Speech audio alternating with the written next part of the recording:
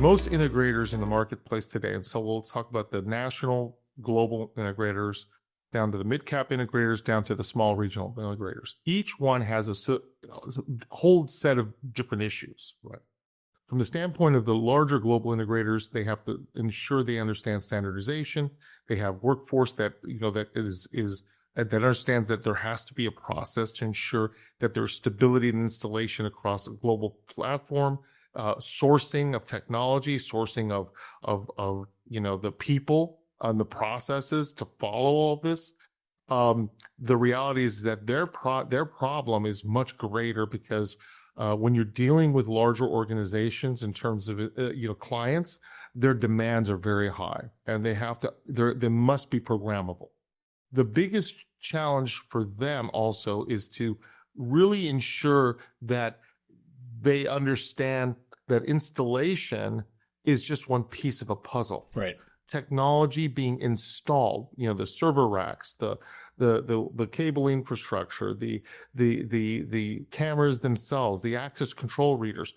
That's the first step to their success. Yeah. The programming and the assurance that what they're installing actually matches what the client's requirements are on a global level, right?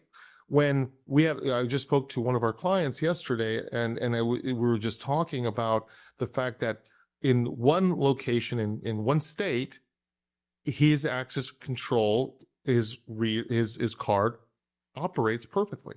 The minute he leaves that state and goes to those, it's a challenge. Well, it's not federated. It's not been positioned to be successful. It's not using Active Directory and it doesn't have a process that's been programmed correctly. Probably a great product, but it's not working properly because it was never programmed correctly. Right. So this is, and it's a global company. So it was a bank, and there's no way that they haven't put the money in to that level of security. But you can have the best product in the world, but if it's not programmed from that standpoint, you're going to have challenges. The mid-cap integrator, well, if they're not doing like the global, say, organizations, they're dealing with, say, some of the large organizations, but in the U.S. and maybe they have locations throughout the U.S. They still have to be knowledgeable about how deployed and software is programmed. So it's no longer just the installation of technology. The smaller integrators, they have it somewhat still easier because they're just dealing with the installation and some of the programming, but it's not as complicated. So the reality is that the programming aspect, that's really the challenge for a lot of these organizations. And it's the specifics that the end users are asking for. Well, we need this specific challenge. And again, they're looking at, hey, what I can get when they go to the ISC West show, the GSX show, they're going, well, look what I can get. And I'm going, well, yeah, that's great, but that's for a really global enterprise environment. It doesn't satisfy you, in a regional way. So it's a big challenge, and getting the right people to really understand that, because frankly, what I found is the integrators are becoming more consultants, and they're becoming more verticalized. So they're taking a lot of that design piece. They're getting designers to design systems. Well, that's where the manufacturers have to play a role, because they have to understand that. So that's why verticalized, environment, verticalized product, understanding, how products can be deployed within different and solving different challenges. That's where it makes it easier, because now what you're dealing with is, hey, if I'm dealing with a security consultant and I'm dealing with an integrator who has a consulting capability, I'm way down the path than just a guy that says, I'm just going to install this. I got a tool bag and I'm just going to put in some cameras. Yeah. Those days are gone. I couldn't agree more. And I think you highlighted almost like two layers of problems, right? You have, in many cases, end users who they're sort of convinced to buy a tool. They don't fully understand even how it works, the implications of like how this affects IT, this might affect HR, this might affect facilities, this might affect, the C-suite. I mean, there are all kinds of different implications. And so like those people are not coordinated in many instances, and they're making a buying decision. And then you have the similar problem on the on the integrator side, where unless you've spent enough time with the product, you've played with it, you've seen how it fully works, you've had experience programming it, I mean, you've really got your hands on it, it's difficult sometimes to deploy it in an environment to fully realize the desired experience that the manufacturer engineered, right? And so there can be oftentimes a big disconnect from that perspective. And I think that's a unique challenge that this industry faces, particularly when you have many discrete systems and you're trying to, fit, all of these new tools into them, right? And so, and yeah, I mean, I think whether you're global in nature and you have to figure out, I mean, like, for instance, for us, we believe heavily in face credentials. Like, the way you open your iPhone, it should be that easy to open a door, right? But many states in the United States have banned face rec just right off the bat without fully understanding kind of how this works, where it should be used, where it shouldn't be used. Like, there's no reason to not use it in private property, right? But it's in certain states, it's limited, right? And so, like, there's already a misunderstanding even at the legislative level where, it could be as easy as opening your iPhone, and it could be respecting your privacy, if the proper architecture was deployed, but we've just written it off, for example, right? And I think there's so many cases like that where then you have a customer who says, okay, well, this works for me in New York, but it's not going to work for me in Massachusetts. Well, that's silly. Or this works for me in the US, but it doesn't work for me in the UK, right? In my other office, right? Or something like that, right? And so, well, you hit on something that's major, right? I mean, this is privacy is one of the biggest challenges because of technology. We've allowed ourselves to become unprivate through the process of technology. Well, now we're trying to get back to a point where we feel like we can ensure some privacy protection, which of course Europe and we look at what they have done the GDPR, and with GDPR started a whole process, right? We're nowhere near the perfect model at this point, but if you look at what's going on in Michigan and other states in the United States, you find that, hey, BIPA, it went way over their skis, because what they did is they created a model that everything was illegal. You couldn't use any type of technology because it was going to take some of that privacy out of the equation, or that challenge in terms of privacy. So I think that consent is a big one, right? And I think that with access control, and I think that innovation that you guys have created with the process of integrating that entry into a system that allows for some of that. But the reality is that I think consent plays a major role. I mean, Saul D'Agostino has been a big person that in the industry has been pushing the right of consent, and the consent rule is now a big piece of it. Secured entry, right? OSTP was created to ensure that some of this stuff was secure, so that you wouldn't obfuscate the identity of the unit, right? All of this stuff is getting better, but it's not there yet, and that's the challenge, right? We're seeing that the states and the laws are becoming more educated. They weren't. It was a reaction. And I think that's the challenge for all of us at this point. It was a reaction to technology that got to a certain point that went beyond what, right, our position. Yeah, that's right. I mean, nobody wants Big Brother. Nobody wants a police state. We don't want to be monitoring. But I think, consent as it pertains to private property. I mean, if you want access to my building, you're going to consent to be identified and tracked and monitored while you're on the premise, right? And if you're an employee as well. Same thing. That's right. Yeah. So that is the name of the game at this point, right? And so there was definitely an overreaction with respect to this, right? And so it goes back to, not only as an integrator do you need to understand, just how the product works, you now need to understand, well, what are the implications for my customer if they have an office here or an office there, and is this going to work for them or not? And yeah, I mean, and the consultant can't be the only ones, because what happens is that in some cases, the integrator has a relationship with that client. So they have to become that consultant perspective. They have to have the consultant perspective. They also have to understand what risk is. They have to understand what liability is. They understand what their boundaries are. I always say, our world and our industry has had a very strong understanding of boundaries, but laws that have been that have now really put us in a position where the boundaries have been tested. And I think social groups and culture and changes have been happening. Well, unfortunately, you know what it is. It's always the pendulum, right? The pendulum hits one way and then swings back and hits the other. And then now we're trying to find middle, because inevitably, if we don't get to middle, we're all going to have challenges. But I think this also plays a role with respect to us making decisions about many more things. Because when we look at, our country and we look at what's going on globally and the global effect of what's happening since the pandemic, for God's sakes, I mean, we didn't realize the effect of a pandemic in the modern era. And we realized supply chain, all the challenges, adoption of technology shifting, people leaving offices, no longer coming back to offices, work from home. All this stuff became major challenges. But the reality is business had to get back on its feet again. And then once you start seeing business getting back on its feet, it reformed a little bit, it changed a little bit. And technology became more nimble all of a sudden. Because we rudimentarily in the security industry had a one-dimensional idea of technology in security. When people started moving away from the central office, they realized we had to become more nimble. This is where cloud became so important. And when cloud takes place, now you have the integrator going, what's cloud? What do we do with this? How do we treat it? How do we charge for it? So, people don't realize that one of the biggest challenges for the integrators, how are they going to charge people for cloud use?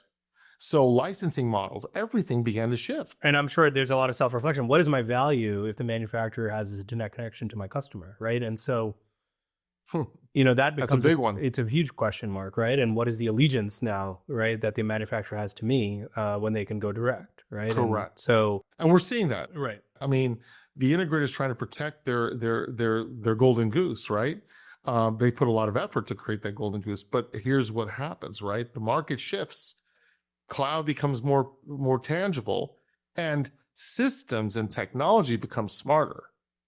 So once that takes place, the day that the integrator could control everything by programming it on a panel are gone, because the panel no longer exists. It's all in the cloud at this point. That's right. And, the industry is making the software easier to use, easier for the end user to manage, right? And so there's more and more automation and sort of expansion out of the box, so to speak, that's taking place to make it easier and easier, right? And I think that also throws some ambiguity into the question as far as how much does an end user have to manage, how much does the integrator have to manage, and so forth, right? But I still think that there is a key critical role for the integrator, because it is evolving into the consultant role, as you're describing, right? It's not just about running a cable. It's how do I bring all of these pieces together and make it work and deliver the deterrence or the right outcome, we like to say. How do you deliver the right outcome, the right security outcome for your organization? And I think the trust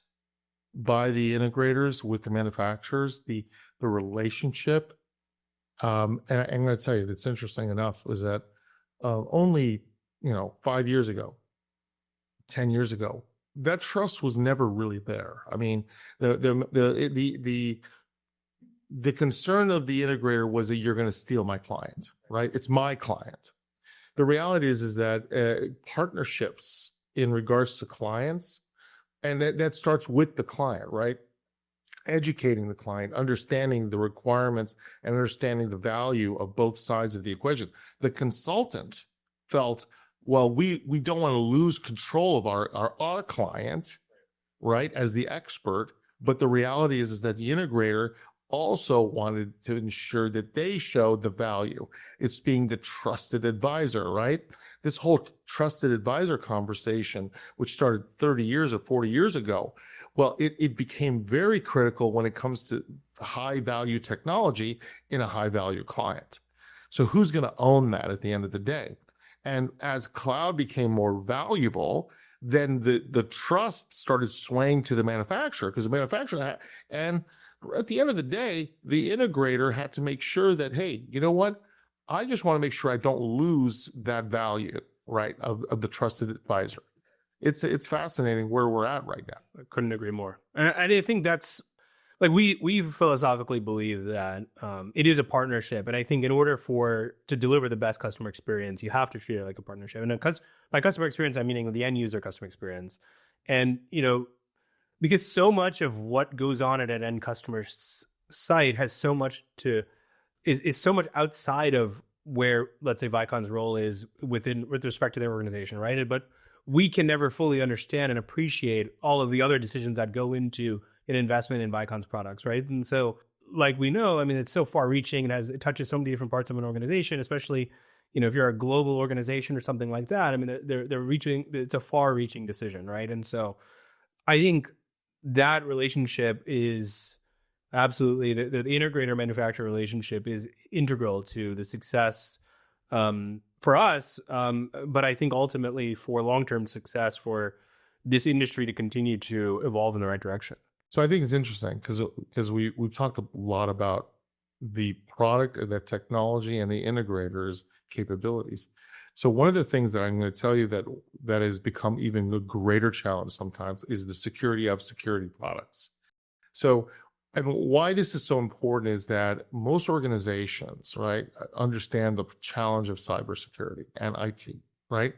They understand that they have to get past a threshold of understanding, can we trust technology? Because at the end of the day, the integrator also now has to be in that position where they have to broker that trust from the manufacturer's perspective to the end user's requirements. And it's no longer just a question. It used to be just a question of, well, high value targets, right? If it's at one point it was retail, then it was banking, then it's become, energy, right? OT, operational technology. The reality is it's everything now, right? So the question of technology, right, and security of security systems is what is driving a lot of also decisions. And so the knowledge base of the integrator has to be at a level that's not just pedantic. Can't be just, a pedestrian concept of cyber. They have to actually understand it. So some organizations, integrators specifically, have become SOC 2 compliant because they realize I can't gain a big client, or I can't work with the federal government if I don't do these certain things. Well, with that in mind, right, the integrators are starting to leverage the manufacturers to be that secure as well. And these are all an ecosystem of challenges, right, that has become more and more I would say the value of cyber 20 years ago was a 1 to physical security technology. Today it's a 7. Still not 10, but it's 7. Yeah. Okay. It's done it frogly. 10 years ago, I spoke and I came back into this industry from the cybersecurity perspective and tried to, knock some sense into the physical security technology world. Well, I was at ISC West 10 years ago, or maybe a little more, and we had 3 people in the audience on cybersecurity. 3 people. And I think there were 3 people I knew. So there was nobody in the actual audience. And it's fascinating. Just this year at ISC East, not West, we had over 200 some odd people. It was the most well attended on OT, operational technology, and IT into the physical security environment. And that just says something. It's a story, right? Well, that story has been pushed by our adversaries, by those who are trying to steal, things through the easiest portal, right? And it's a fascinating little story, right? So 10 years ago, 12 years ago, I met at a conference. It was a manufacturer conference. I can't remember who it was, but one of the consultants said, "I don't understand why we're so worried about cybersecurity in the physical security world. Who's gonna hack into a door and have it open?" And I went, "That's not why they're hacking into the door. They're hacking into the door to get into the network, because this is the lowest common denominator. It's the network they want to reach. They want to get into the administrative rights to get into the network." And he's like, "Oh, well, it still doesn't make any sense." The point I'm making is that that's how we have transcended to this point. So technology and cybersecurity, it's a big conversation. Again, one of those words, AI, cyber, been discussed. So I always say to people, it's not the question of technology, first of all, in the physical security domain is not just cyber. It's truly just facts that you have to be cyber prepared. Cyber is the action that takes place against the system into a network field, a data field. The technology itself just needs to be cyber protected, not cyber secure, because cybersecurity is the network's problem. It's not the product's problem. That's the unfortunate fact is that we have a lot of misunderstanding. But guess who is responsible? The manufacturer, the integrator, and unfortunately not the consultant as of yet. They just seem to just keep on just going based upon whatever has been accepted.